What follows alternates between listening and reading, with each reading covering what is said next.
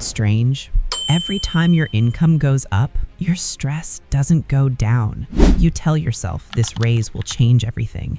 You'll finally feel ahead, finally feel safe, finally breathe.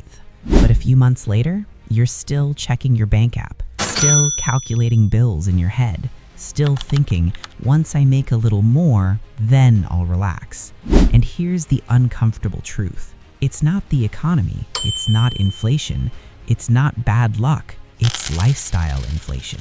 And it doesn't just take your money, it quietly takes your freedom. Because what looks like progress on the outside can become a psychological trap on the inside. Let's talk about the different minds that fall into it. Maybe one of them feels a little too familiar. First, there's the reward justifier. This person works hard, really hard. Late nights, early mornings, missed events, delayed gratification. So when the promotion hits, the internal voice says, I earned this. And that voice sounds reasonable. So they upgrade the apartment, swap the car, start flying business class just this once. But here's what's happening psychologically. The brain loves alignment between identity and environment. If you see yourself as more successful, your surroundings need to reflect it. Otherwise, there's tension. So the spending doesn't feel indulgent, it feels like self-respect. The problem? Expenses rise permanently, income feels temporary, and suddenly, the job you once felt grateful for becomes something you can't afford to lose. That's not wealth, that's dependency with nicer furniture. Does that sting a little? Then there's the future self-gambler. This one lives in tomorrow. They think, I'll invest seriously later. I'll save once things stabilize. I'll start being disciplined next year. They assume growth is guaranteed, that their career graph only goes up. Psychologically, this is optimism bias mixed with projection bias. We imagine future us as more disciplined, more successful, more capable. But future you is built from today's habits. So while income grows, lifestyle locks in. And when something unexpected hits, burnout, layoffs, economic shifts, the inflated life becomes a cage. Because you didn't just increase comfort, you increased obligation, and obligation reduces options. Freedom isn't about how much you make, it's about how many options you have when things go wrong. Another profile, the comparison absorber. This one doesn't consciously try to keep up. It just happens. You scroll. Your friend buys a house. Another posts vacation photos in Bali. Someone casually upgrades to a luxury car and says, it's nothing crazy. And your internal baseline shifts. Not jealousy, just recalibration. Psychologists call this social comparison theory. We measure ourselves relative to others automatically. In small tribes, this kept us aligned. In the age of global social media, your tribe includes millionaires, so your standards inflate silently. You upgrade not because you need to, but because normal has changed. And when normal rises, so do your costs. Then there's the stress compensator. This one hurts the most.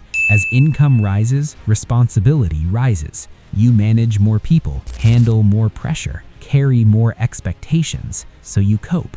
Better apartment because you need peace. More takeout because you don't have time. Impulse purchases because you deserve something nice. And you do deserve rest. But when spending becomes emotional relief, something dangerous happens. The job creates stress. Spending relieves stress. Spending increases financial dependency. Dependency increases stress. It's a loop.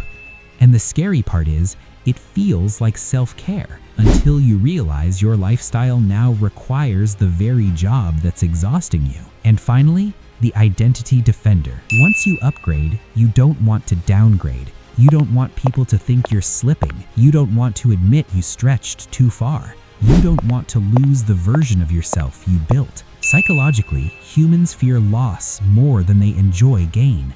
Loss aversion. So even if a cheaper apartment would give you breathing room, even if a simpler car would give you savings, you resist because shrinking feels like failure, even if it would increase freedom. Here's the twist most people miss. Lifestyle inflation isn't about greed, it's about identity. Every financial decision is a vote for who you believe you are.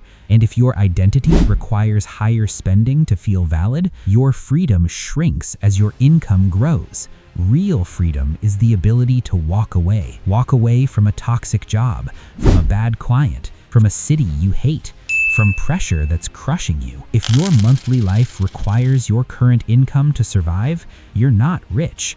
You're locked in. The wealthiest people psychologically aren't always the highest earners. They're the ones with the widest margin. Margin of time, margin of money, margin of choice. So let me ask you something uncomfortable. If your income doubled tomorrow, would your freedom double? Or would your lifestyle expand so fast you'd feel exactly the same? Maybe this is you. Maybe it's someone close to you. But once you see lifestyle inflation for what it is, not a financial problem, but a psychological pattern, you get your power back, because awareness breaks autopilot. And the moment you stop upgrading automatically, you start choosing intentionally. So tell me, which mindset felt closest to home? The reward justifier? The future self-gambler? The comparison absorber?